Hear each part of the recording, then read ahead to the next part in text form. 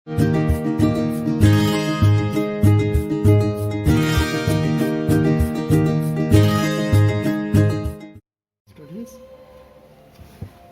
இன்றைக்கி நம்ம பார்க்கக்கூடிய டாபிக் வந்து emulsions. This is the last topic in surface chemistry. Emulsions வந்து ரெண்டாக பிரிப்பு.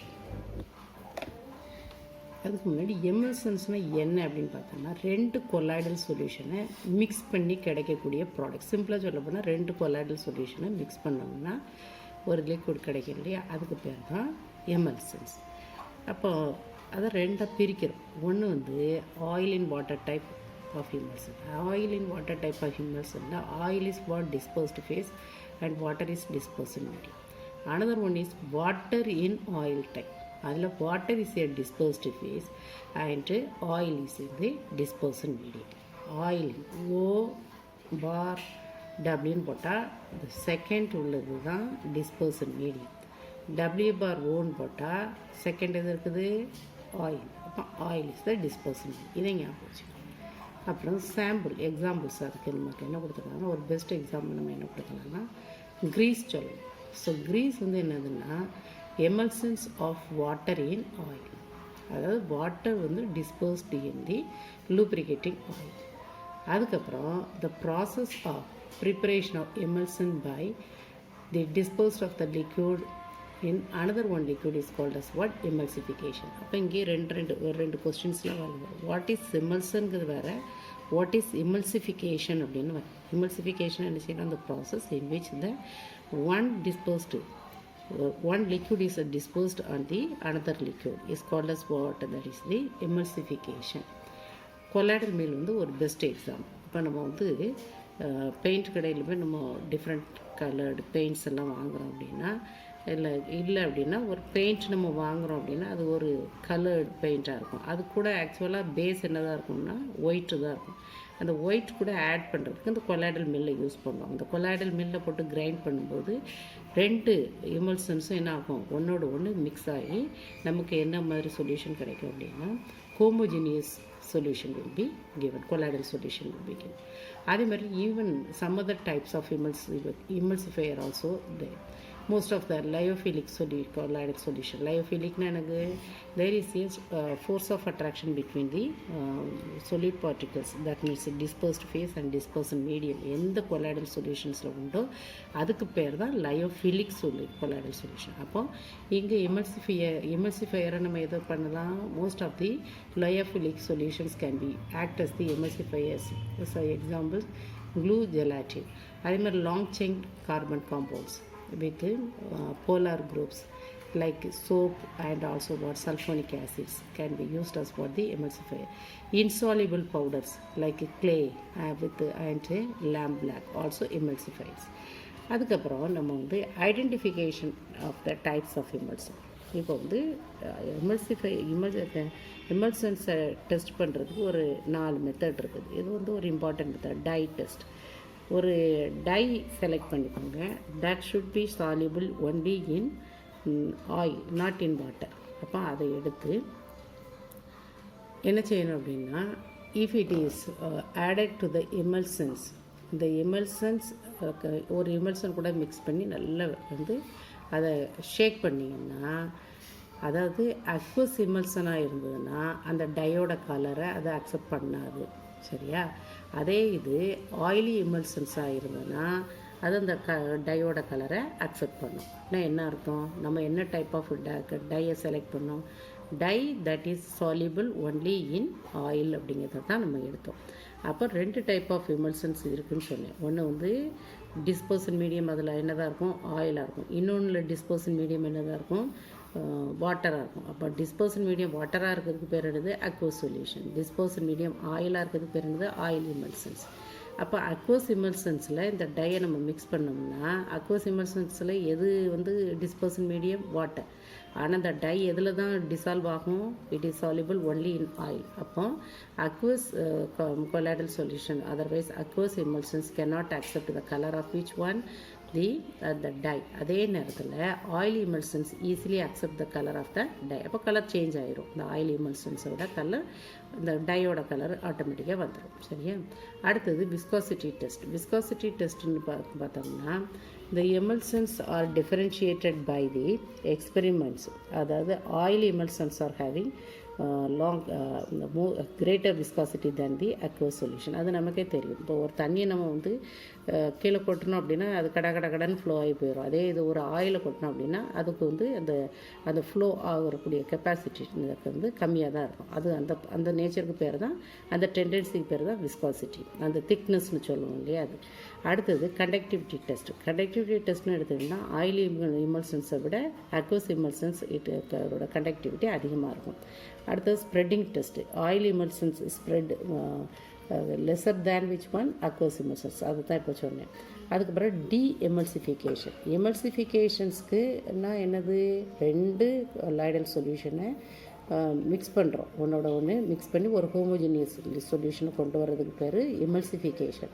அதே இது அந்த எமல்சன்ஸில் உள்ள 2 லிக்விடையும் தனித்தனியாக பிரித்தோம் அப்படின்னா அதுக்கு பேர் என்ன, எமல்சிஃபிகேஷன். அப்போ வந்து எமல்சிஃபிகேஷனில் what are the various emulsification techniques அப்படின்னு பார்த்தோன்னா, distilling of one component, adding an electrolyte to destroy the charges, destroying the emulsifier. இதெல்லாம் வந்து different methods for the demulsification. What is demulsification? எமல்சன்ஸில் உள்ள 2 லிக்விட் பார்ட்டையும் தனித்தனியாக செப்பரேட் பண்ணுறதுக்கு பேர் டீஎமல்சிஃபிகேஷன். அடுத்தது by freezing one of the compound by applying centrifugal force. அடுத்தது இது எல்லாம் டிஃப்ரெண்ட் மெத்தட்ஸ். இதில் வந்து உங்களுக்கு எப்படி கொஸ்டின் வருதுன்னா, mention any 5 methods for the demulsification அப்படின்னா ஏதாவது ஒரு 4 or 5 நீங்கள் எழுதினா போதும். சரியா? அல்ட்ராசோனிக் வேவ், இப்போ using ultrasonic waves, heating at high pressures. சரியா? அடுத்தது நம்ம பார்க்க போகிறது இன்வர்ஷன் ஆஃப் ஃபேஸ். இப்போது ஒரு oil in water type of இமல்சனில் water is the dispersion medium. அதே மாதிரி வாட்டர் இன் ஆயில் டைப்பில் oil is the dispersion medium. இப்போது நம்ம வந்து change of oil in water emulsion into oil in water type use called. அதாவது ஒரு எமல்சனை இன்னொரு எமல்சன்ஸாக மாற்றுறது. ஆயில் அதாவது அக்வஸ், சிம்பிளாக சொல்லப்போனால் அக்வஸ் எமல்சன்ஸை ஆயில் எமல்சன்ஸ்லாம் மாற்றுறது, இல்லைன்னா ஆயில் எமல்சன்ஸை அக்வஸ் எமல்சன்ஸ்லாம் மாற்றுறதுக்கு பேர் தான் என்ன பேர், இன்வர்ஷன் ஆஃப் ஃபேஸ். அது ஃபார் எக்ஸாம்பிள் அதுக்கு வந்து நம்ம என்ன செய்யலாம் அப்படின்னா, இப்போ வந்து ஆயில் இன் வாட்டர் எமல்சன் ஒன்று எடுத்துக்கணும். பொட்டாசியம் சோப் எடுத்துக்கணும். Oil in water emulsion containing potassium soap or potassium soap as emulsifying agent. So இதை வந்து நம்ம என்ன செய்வோம் அப்படின்னா வாட்டர் இன் ஆயிலாக மாற்றலாம். எப்படி? By adding calcium chloride and otherwise aluminium chloride. சரியா? இந்த மாதிரி ஒரு ஃபேஸை இன்னொரு ஃபேஸாக மாற்றுறதுக்கு பேர் தான் இன்வர்ஷன் ஆஃப் ஃபேஸ். அடுத்து வேரியஸ் அப்ளிகேஷன்ஸ் ஆஃப் கொலாய்ட்ஸ் வந்து நிறைய இடங்களில் நமக்கு யூஸஸ் ஆகுது. For example food stuffs like milk, cream, butter, இது எல்லாமே நீங்கள் எடுத்து பார்த்தீங்க அப்படின்னா அது வந்து என்ன அப்படின்னா, இப்போ மில்க் அப்படின்னு நம்ம எடுக்கிறோம், அதில் என்ன இருக்குது, இந்த ஃபேட் அது எதில் இருக்குது, வாட்டரில் வந்து மிக்ஸ் ஆகிருக்குது. அப்போ that also considered as what the colloids. மெடிசின்ஸில் நம்ம வந்து மில்க் ஆஃப் மெக்னீஷியா எடுக்கிறோம். அதாவது ஒரு டைஜஷனுக்காக நம்ம என்ன சொல்லுவோம் அப்படின்னா வந்து ஒரு ஜீரணம் ஆகலை அப்படின்னா உடனே நம்ம சாப்பிடக்கூடிய ஒரு இம்மிடியேட்டாக சாப்பிடக்கூடிய ஒரு மெடிசன். அப்போ அதில் என்ன ஆகும் அப்படின்னா that is the one type of emulsions only. அதாவது அதில் மெக்னீஷியம் இல்லைன்னா அலுமினியம் ப்ரோக்ராம் தான் அதில் டிசால்வ் ஆகிருக்கும். சரியா? அதே மாதிரி antibodies like penicillin and streptomycin இது எல்லாமே ப்ரொடியூஸ்டு பை த கொலாய்டல். ஒரு இன்ஜெக்ஷன் மாதிரி அதை வந்து ரெடி பண்ணுறது வந்து so just like what the colloidals method. அடுத்தது இண்டஸ்ட்ரி. அதே மாதிரி colloidal gold and colloidal calcium. So these are used as what the tonics. அப்புறம் இண்டஸ்ட்ரியில் வந்து இது நிறைய யூஸஸ் ஆகுது. வாட்டர் பியூரிஃபிகேஷனுக்கு யூஸ் ஆகுது.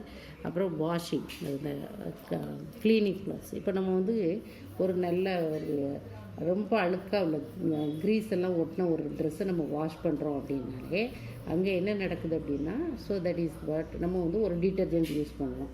அப்போ அந்த டிட்டர்ஜென்ட்ஸ் யூஸ் பண்ணுறது வந்து அது தண்ணியில் கரையும் போது அப்போ அது வந்து ஒரு வகையான எமல்சன். இப்போ இந்த க்ரீஸ் வந்து வாட்டரில் இருக்கும்போது அது க்ரீஸ் இன் வாட்டராக இருக்கும். அப்போ வாட்டர் இருக்காது. இந்த ரெண்டும் ஒன்றோட ஒன்று என்ன ஆகுது வந்து செப்பரேட் ஆகுது. அப்போ இதுவும் வந்து வாஷிங் பர்பஸ்க்கு நமக்கு எது யூஸ் ஆகுது அப்படின்னா இந்த கொலாய்ட்ஸ். டேனிங் ஆஃப் லெதரில் பார்த்திங்கன்னா இந்த ஸ்கின், அது அனிமல் ஸ்கின் வந்து அதில் பாசிட்டிவ்லி சார்ஜ்டு பார்ட்டிகிள்ஸ் இருக்கும், colloidal particles. Skin animal skin எடுக்கிறோம். அந்த அனிமல் ஸ்கின்னில் வந்து ஆக்சுவலாக that is considered as for the positively, அந்த colloidal form of positively charged பார்ட்டிகல்ஸ்னு சொல்லுவோம். அது கூட டேனின் வந்து நெகட்டிவ்லி சார்ஜ்டு பார்ட்டிகல்ஸ் உள்ள ஒரு கொலாய்ட்ஸ். இதை ஆட் பண்ணி அதை ஹார்டனிங் பண்ணுவோம் அந்த லெதரை. அப்போ நமக்கு வந்து what type of leather we will obtain அப்படின்னு கேட்டிங்கன்னா நல்ல திக்காக உள்ள ஒரு லெதர் வந்து நல்ல பியூரிஃபை ஆன ஒரு லெதர் கிடைக்கும். ஸோ இந்த லெதர் இண்டஸ்ட்ரியில் நமக்கு வந்து இந்த this process is called as tanning of leather. இதுங்க வந்து நமக்கு அந்த டேனின் யூஸ் பண்ணுறோம் இல்லையா, அது வந்து தட் இஸ் த கொலாய்ட்ஸ். அடுத்தது ரப்பர் இண்டஸ்ட்ரீஸ். இப்போ ரப்பர் மரத்துலேருந்து லேட்டெக்ஸ்னு ஒரு மில்க் கிடைக்கும். அப்போ அதை வந்து என்ன செய்வோம்னா சல்ஃபரை, இது வந்து 2020 மார்ச்சில் கேட்ட ஒரு question. Latex is the emulsion of natural rubber. அப்போ அதை நம்ம என்ன செய்வோம் அப்படின்னா அதில் நெகட்டிவ் பார்ட்டிகிள்ஸ் இருக்கும். அப்போ அதை வந்து that is heating with rubber with சல்ஃபரை வச்சு நம்ம ஹீட் பண்ணுறது வல்கனைஸ்டு ரப்பர்னால் நல்லா hardened and strengthened rubber will be produced. That can be used in tyres and tubes etcetera. சரியா? ரப்பர் மரத்துலேருந்து கிடைக்கக்கூடிய லேட்டெக்ஸ் வந்து அதில் நெகட்டிவ்லி சார்ஜ்டு பார்ட்டிகிள்ஸ் உள்ள ஒரு கொலாய்ட்ஸ். ஆனால் அது வந்து எப்படிக்கணும், கையில் இப்படி ஒட்டிக்கணும். இப்போ அந்த ஒட்டின ரப்பர் வந்து இப்படி கையில் ஒட்டினது அப்படின்னா நம்ம டயரெல்லாம் யூஸ் பண்ண முடியாது. அப்போ அதை என்ன செய்யணும் அப்படின்னா that is heated with what the sulphur. அப்போ அந்த that process is called as what vulcanisation of rubber, vulcanising ரப்பர்னு சொல்லுவோம். So what are the rubber obtained by this process that is called as what vulcanised rubber. that is used in manufacturing the tires. பெரிய பெரிய வண்டிகளுக்கு use பண்ணுறது tyres, tubes எல்லாம் use ஆகும். அப்புறம் sewage disposal, அதாவது இம்பியூர் வாட்டரை, சீவேஜ் வாட்டர்னால் என்னது, தட் கண்டைன்ஸ் வாட் டர்ட், மட் and waste disposed in water. அதை வந்து அதில் உள்ள டர்ட்டு இதெல்லாத்தையும் கம்ப்ளீட்டாக டர்ட்டு மட்ஸ் இதெல்லாத்தையும் ரிமூவ் பண்ணிட்டு பியூர் வாட்டர் எடுக்கிறதுக்கு பேர் தான் சீவேஜ் டிஸ்போசல். அடுத்த குவார்ட்டரில் இருக்க ப்ரெசிபிடேட்டர்ஸ். இப்போ பெரிய பெரிய இண்டஸ்ட்ரீஸ் இருக்குது, அங்கே பெரிய சிம்னிஸ் வச்சுருப்பாங்க. சிம்னின்னு அது வகையாக தான் அந்த புகை வெளியில் வரும். அப்போ அதில் மேக்ஸிமம் என்னதுன்னா கார்பன் ப்ராடக்ட்ஸ் தான் இருக்கும். அப்போ அந்த கார்பன் ப்ராடக்ட்ஸ் வந்து it causes what air pollution in highway. அதில் வந்து நம்ம அந்த கார்பன் ப்ராடக்ட்ஸை நம்ம வந்து அப்சார்ப் பண்ணுறதுக்கு என்ன செய்வோம் அப்படின்னா பிஃபோர் இட் ரிலீசஸ் த்ரூ இந்த சிம்னிஸ், இந்த ஸ்மோக் ரிலீசர், அதுக்கு முன்னாடியே அதில் வந்து ஒரு எலக்ட்ரோட்ஸ் யூஸ் பண்ணுவோம், positive and negatively charge electrodes use பண்ணுவோம். அப்போ ஸோ இந்த கார்பன் வந்து particles are what precipitated at the oppositely charged electrode. அப்போ நமக்கு வந்து கார்பன் இல்லாத ஒரு புகை மட்டும்தான் அந்த சிம்னி வழியாக வரும். So that does not cause what the air pollution. இது எல்லா இண்டஸ்ட்ரீஸ்லையுமே யூஸ் பண்ணக்கூடிய ஒரு மெத்தட். அந்த மெத்தடுக்கு பேர் தான் குவார்ட்டர்லெஸ் ப்ரெசிபிடேட்டர் அப்படின்னு.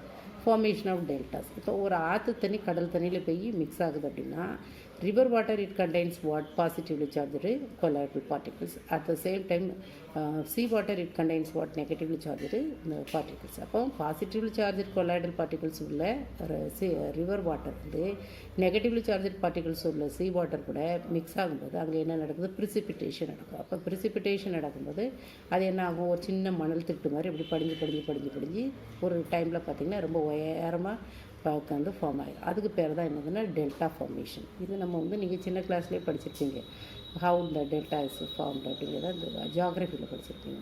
அடுத்தது இதை மாதிரி analytical applications, quantitative as well as qualitative analysis பண்ணுறதுக்குடைய டைட்ரேஷன்ஸ் மெத்தட்லேயும் நம்ம என்னதை யூஸ் பண்ணுறோம், it is based on the colloids only. Okay, that's all.